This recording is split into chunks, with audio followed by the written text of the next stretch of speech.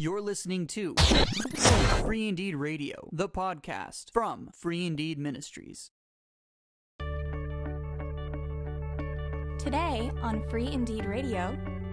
You know, if you think society is set up to make your life great and to build all these things, you've got a delusion, and you need to get on the side of God and let Him show you what the truth is so that you can learn how to live with Him through this and not try to become part of it and then again convert God into something that fits. And now, here are your hosts, Brandon and John. Hello, welcome back to Free Indeed Radio. I'm Brandon. And I'm John. And it's been a little while since we've recorded anything new. We've kind of been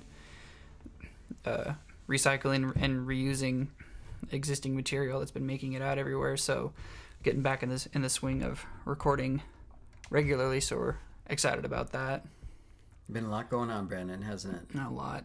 Well, a lot has been happening. So it's good to get back to where we really know we want to be with our fans. So it's very exciting. Yes. Our hordes and droves. Hey, we got some fans out there, and of course, now we'll be able to put the recorded sessions on YouTube, so you'll be able to actually watch it, see who we are, and have a conversation with us. So I'm excited. Yeah, we have reached over 1,000 downloads on podbean.com. So thanks so much for doing that and for supporting us and spreading the word around. It's been really cool to see just how much you have wanted to hear us continue and to speak on certain things. So yeah, so we appreciate it a lot. Yeah, and those in turn provoke a lot of conversations. So our ministry to individuals has really increased, and we're really blessed that we can be a part of that we can take your phone calls, keep our phone number public, and spread the word that God is a whole lot more than we think. Mm-hmm. Absolutely. So I guess today I was thinking about, because with this whole election and all of this insanity and hysteria that's been happening, we are officially not a political radio show at all, and right. We avoid taking political stances or expressing political views, not because we don't have them or not because we don't want to express them or anything like that, but I've learned that there's only so much that you can say not in front of somebody. I think that a lot of our hysteria and misgivings and miscommunications has been happening because people have been talking not in front of each other. And so that we don't really want to use this platform for anything like that. But there is an aspect of all of this that does pertain to, or not pertains. There's an aspect of all this that we do want to touch on, and it's something that we've hit before, which is rising above culture war. Because, I mean, John, it's fairly obvious, and I think that you would agree that we are in the midst of a plethora of different culture wars that are happening already. I mean, there's the culture wars and dissension between, you know, the trans and the gay community, and then there's dissension between the community and the straight community, and then there's dissension between liberal and conservative, and it's you know, black culture and white culture, and, you know, minorities and all that stuff. There's just so much cultural dissension, and we as Christians, we have a hard time understanding what it is to live in a world that is affected and is in the midst of a culture war, but not engage in the war itself, but live where grace lives, which is above that. And not in a snooty look down your nose at the other people who are, you know, fighting type of way, because being aloof and being, what's the word I'm looking for?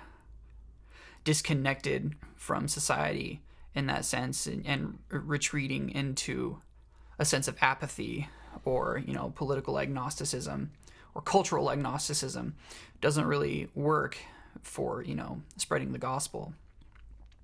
And it's not kingdom work, I don't think. because all these people still need to be touched. They still need to be reached. They still need to be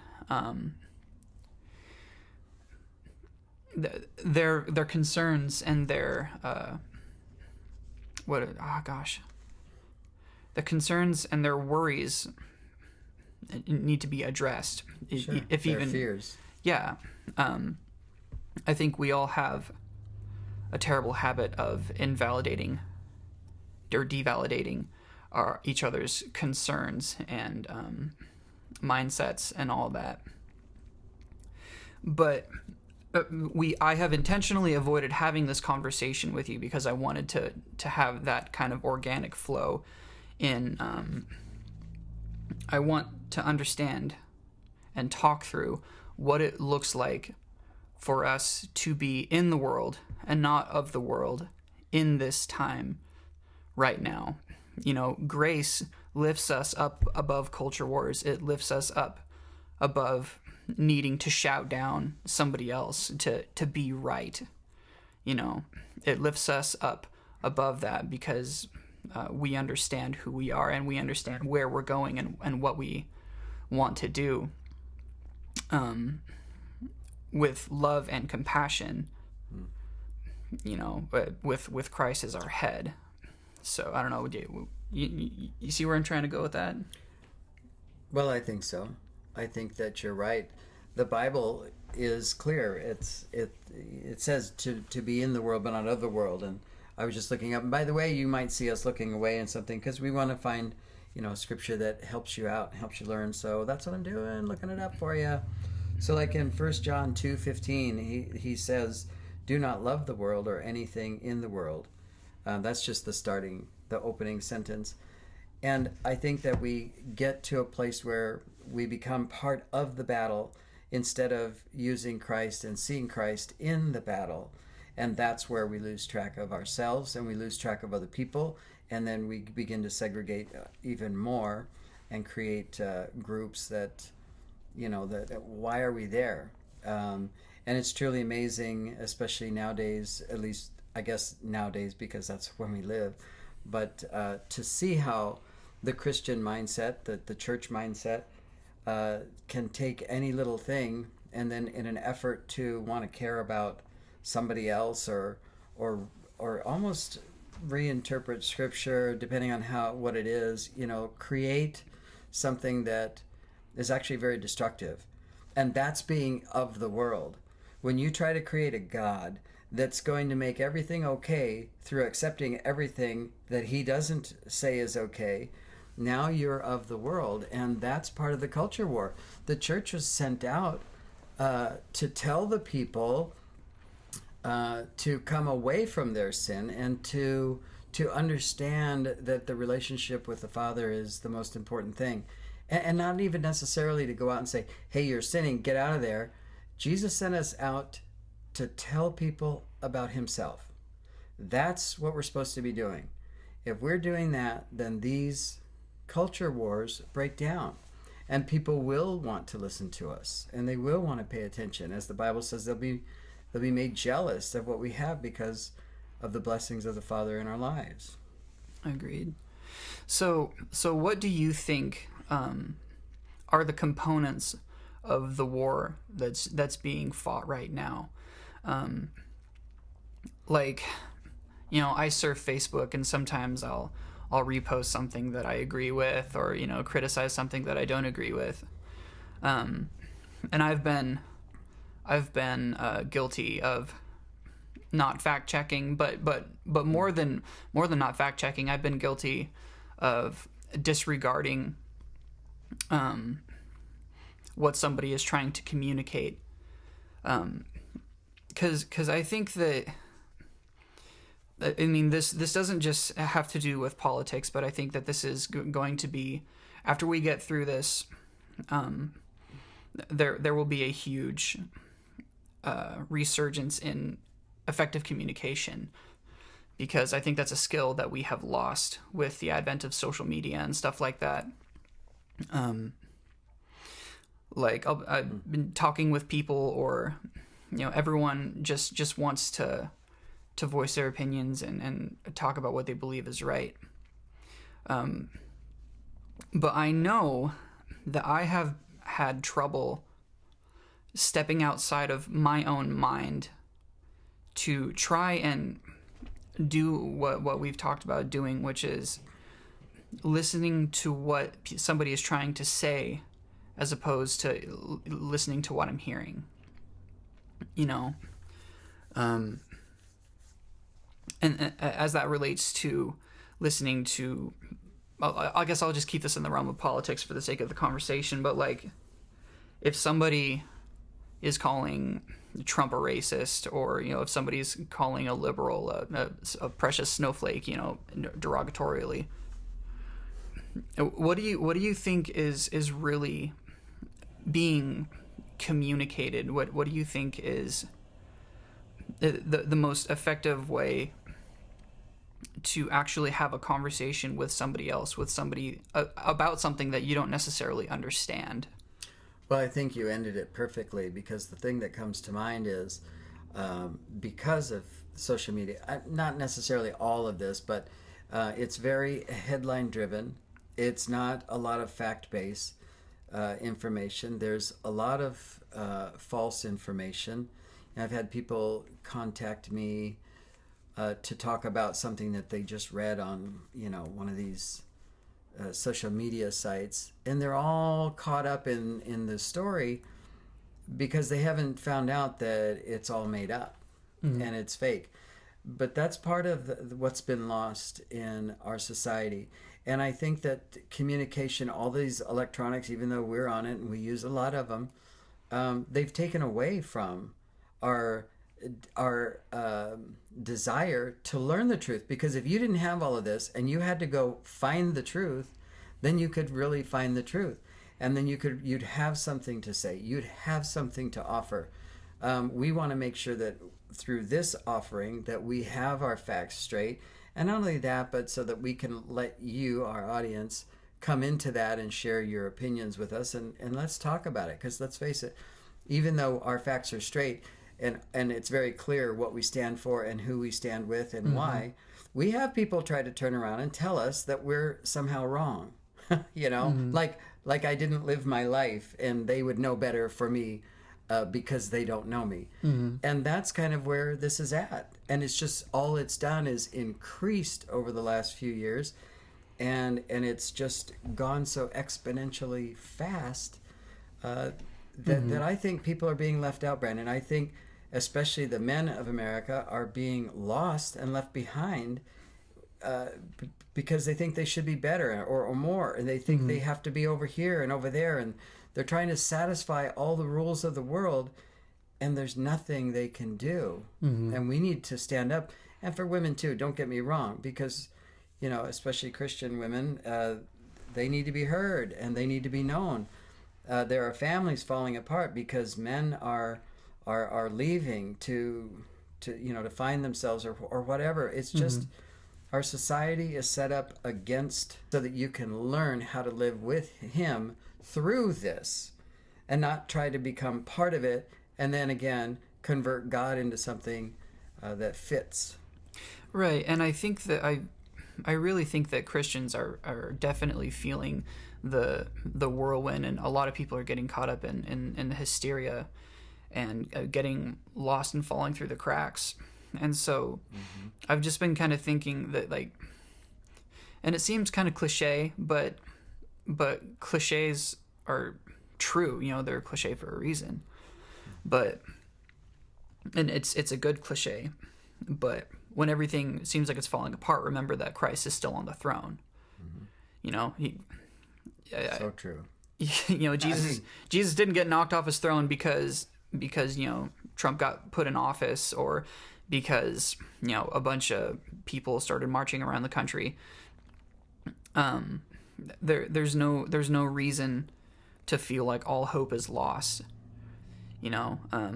Well, like people did a few years back with the whole gay marriage, remember? You would have sworn that the father passed out and needed Epsom salts by the angels, you know. And God's not that weak. Right. He's a lot more in control than we give him credit for. and he has a much greater plan. And I think if we can communicate from that knowledge point of understanding that even if we walk away from a conversation feeling like we just got shouted down, no matter who we are, God is still on the throne. I think we've lost the art of disagreement.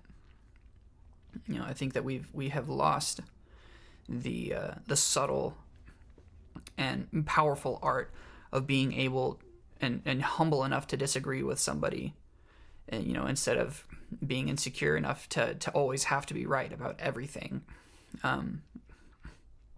I think, and that's like how this whole culture war is just operating. Everybody wants everyone to be unified, but the more that we try and fight to unify, the more everything just kind of gets split into factions and tribes. And then they see that as unification. Like, okay, somebody agrees with me, so now I'm unified with them. And that's not what we stand for. We truly, as we always say, we lay the cross in the middle and want you to come from both sides and meet in the middle, because that's where Jesus' heart is. Because we do stand on the truth. We understand that the Bible is truth. We understand that as it was inspired in Greek and Hebrew, and as we understand it and interpret it that way, from the original inspired autographa, that we have the truth in front of us, the inspired truth of God. And I really wish that was a unifier, but what you're even saying now, that reminds me that Jesus said he didn't come to bring everybody together. He came to divide everyone and to bring a sword. Well, he did. He came to bring a sword to separate households. Mother and daughter, father and son, mother-in-law against daughter-in-law, et cetera, et cetera. And that wasn't to be mean.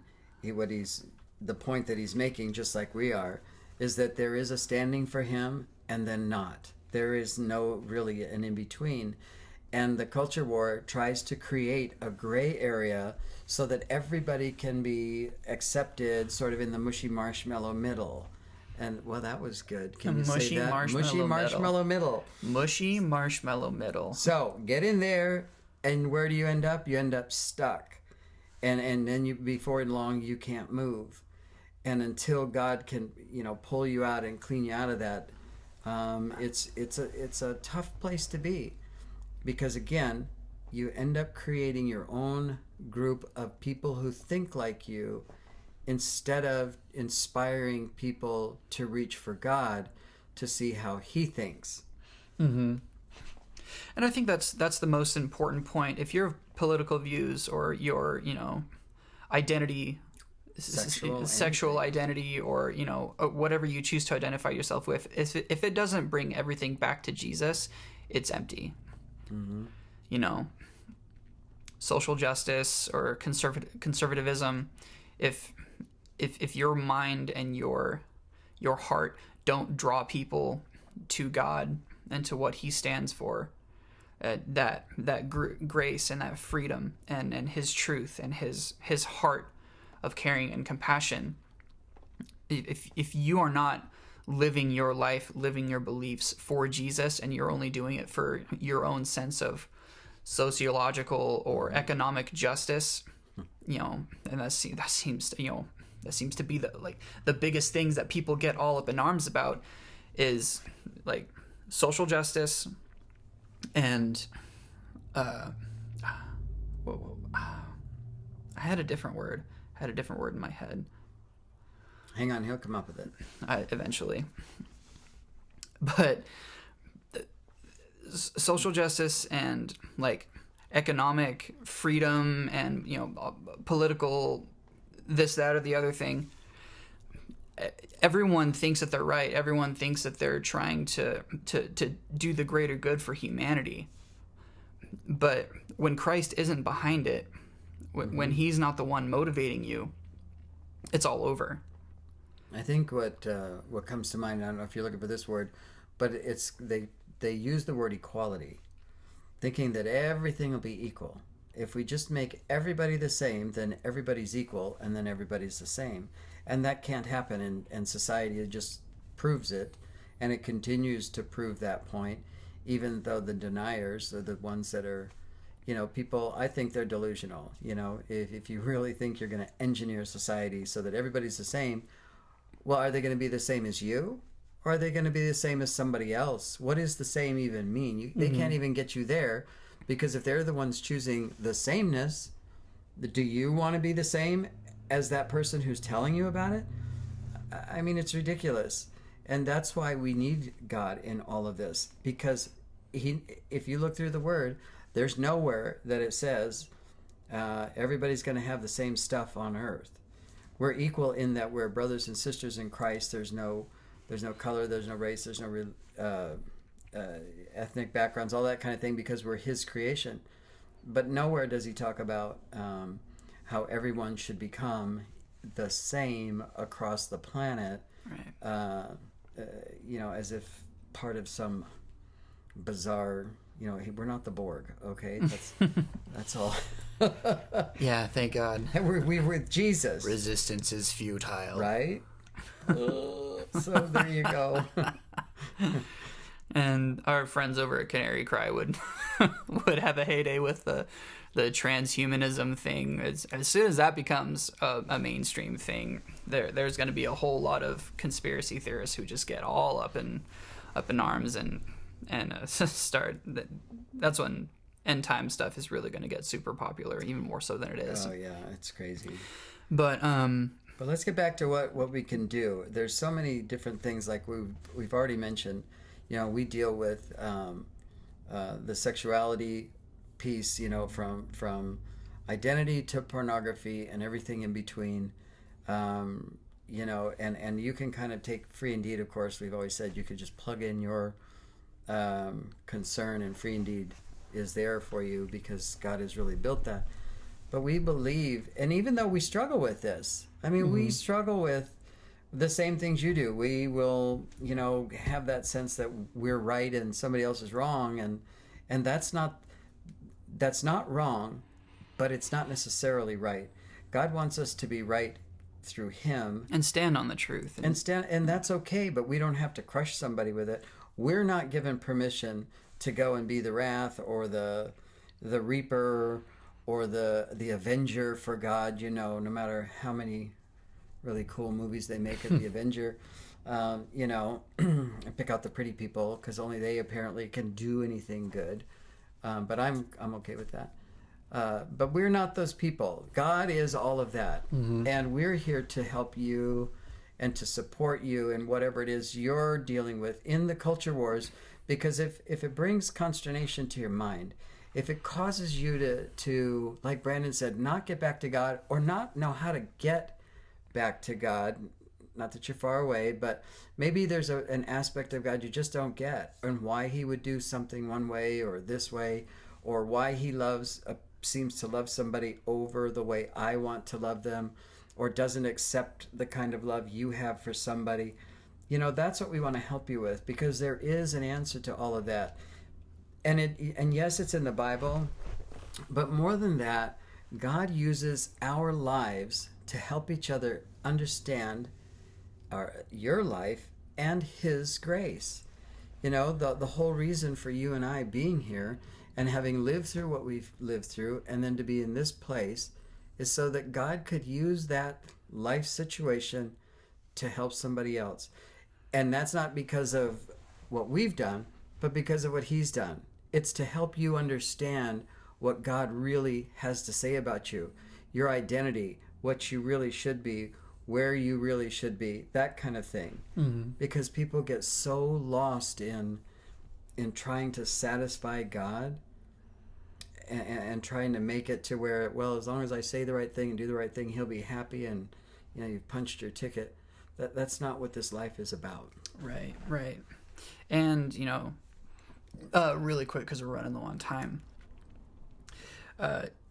Jesus isn't a social justice warrior, and He's not a political conservative. He's not a Republican. He's not a libertarian. He's not a Democrat.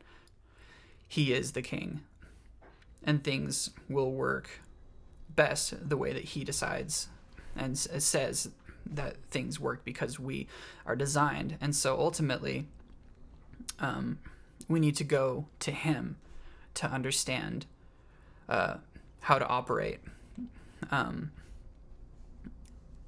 I think let's just hit like maybe a couple more points. We want culture to change. We want the other culture to change, or at least to admit that they're wrong. Whoever we are, we want them to admit that they're wrong. Mm-hmm. Knock it off. For the sake of yourself, for the sake of your witness to everybody else around you, knock it off. Right. Because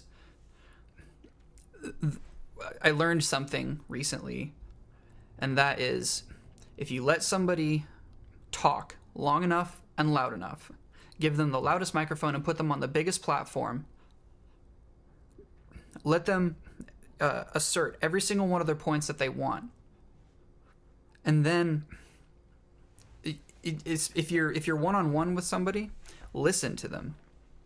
Listen to what they're saying. Listen to the heart behind what they're wanting to do with their views, with their, what are they really wanting? Somebody who's getting angry over defending, over you saying that there's only two genders, or there's, there's more than two genders, with demisexuals and all that or whatever. Listen to what's not being said. I want my friends to feel like they can be anything that they want to be, to be everything that they can be. I want them to live to their fullest potential, and not be hindered by people like you who want to keep them down. When you listen deeper than what is being spoken, you can get to the heart and the roots of the issues. And I mean, you can agree. Yeah, I want your friends to be everything that I want them to live to their max potential. I want them to live in freedom. But you understand that your sense of freedom is different than theirs. And maybe you can throw a brick in that window that has a little note taped to it that says, we're on the same side in this. Let's at least talk about this. And the moving them there, that's God's part. Yeah. I think that's where you're going with all this. Because you don't need to change their mind in a conversation. Their behavior, right. You don't need to change their behavior. You can, I have friends with vehemently opposed political views from me, but I love them, and I hang out with them, and we spend time together, and we enjoy each other. So to the best that you can, be friends with people who are different than you. What's another bit of advice that you could give somebody who feels like they're drowning in this culture war? Well, and I think we can close here pretty soon, and we'll keep the conversation going with you for sure. But based on like what you were talking about with letting people talk, the old expression, from at least when I grew up, it was, give enough rope and they'll hang themselves. And that's so law-driven and angry and mean, but that's how people feel. That's how people talk to each other. I'm going to let you hang yourself so that I feel good and you're hurt. But what we say, Brandon and I in Free Indeed, is give them enough grace so that you can talk to them. Give them enough space. Let them talk as long as they want, and give them the grace that Jesus died for so that you can make an impact when they're done. So that God will hear that, because it's a conversation God's listening to. But let's have that kind of grace, and let's have that kind of love that you're talking about, where you can take in the conversation and you don't even have to agree with it. But as a Christian, one thing you do understand is what Jesus did for you, and that you know that you want him to do that for them, for your friend. Even if they already profess to have him, you know that God has more, and he always will. So let's give enough grace and enough space that we can all fit in there and let God be God in our lives. Right. You don't have to change someone's political views or their views about themselves with their identity or whatever in order to be a good witness. Right. That's part of the checking the box and feeling like I did everything I was supposed to make God happy with me or whatever. So as we say, go out and change somebody's mind about God. Not about politics. Unless you really want to. Anyway, we'll see you next time. See you next time. Thanks, everybody. Thank you for listening to Free Indeed Radio. Send us your prayer requests, comments, and suggestions to freeindeedco@gmail.com. We would love to hear how the Lord has touched your life and rejoice with you. Don't forget to sign up to follow us by email on the website and get our app from the Google Play Store. Free Indeed is listener supported, and we invite you to come check out how you can support us through our website at www.freeindeedco.com. Free Indeed Ministries believes that your tithes belong to your local church, and we receive your donations as offerings to support the mission of Free Indeed to advance the gospel of grace throughout the world. The Lord bless you as you go into your world and change someone else's mind about God.